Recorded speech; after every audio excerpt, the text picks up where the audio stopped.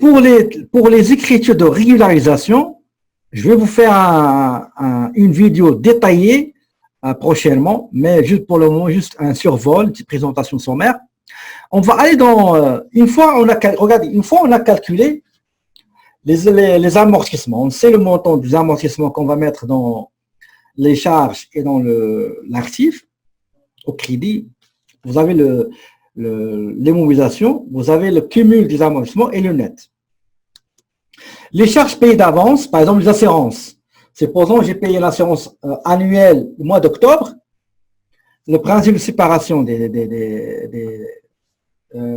périodes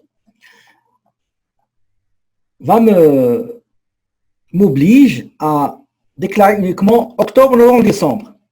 Par exemple, j'ai réglé 1200, donc je divise 1200 par 12, ça donne $100.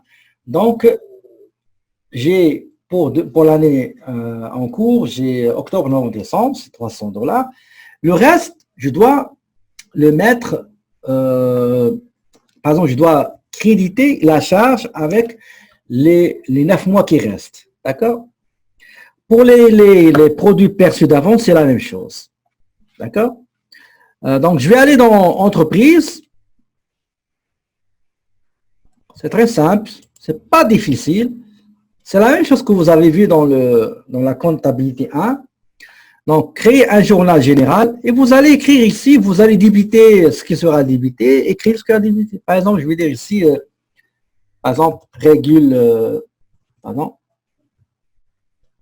régularisation 1, par exemple, amortissement, d'accord?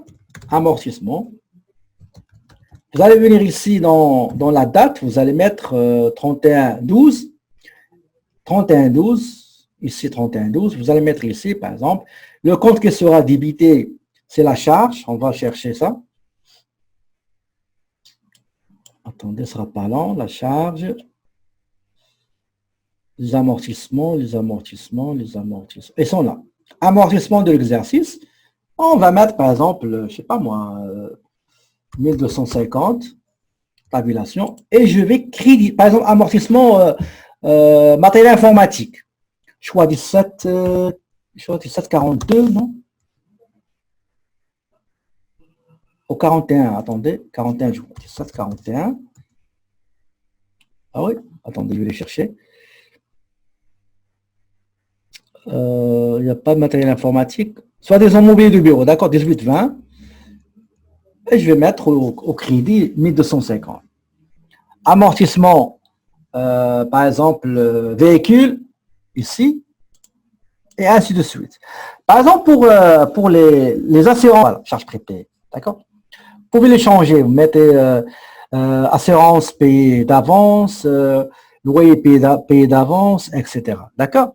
Donc, moi, je vais juste vous expliquer. Oui, c'est ça.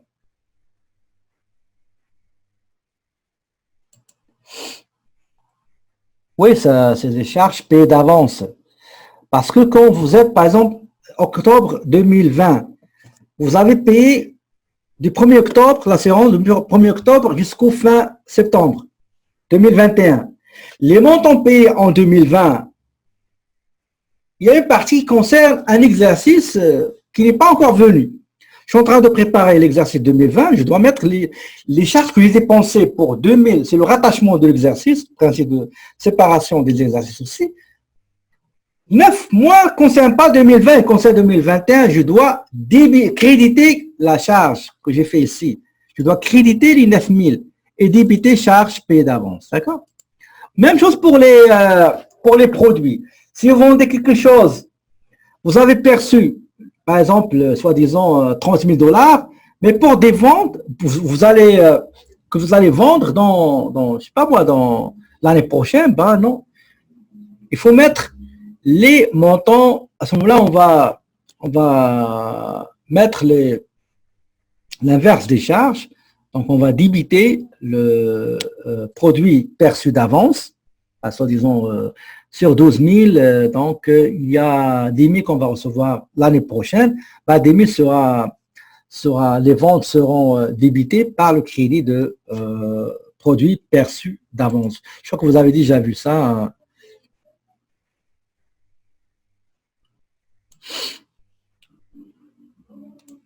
D'accord? Donc, excusez-moi, ça, il faut le débiter, pardon. Tout ce qui est assurance, qu'est-ce que j'ai mis ici? Ce ne sera pas long. Le numéro d'assurance, l'assurance. Donc, le montant que j'ai payé, il est dans la charge, 12 000. D'accord? Mais à l'intérieur, il y a 9 000 qui doit sortir de 2020. Ça ne concerne pas 2020. Donc, il doit être crédité.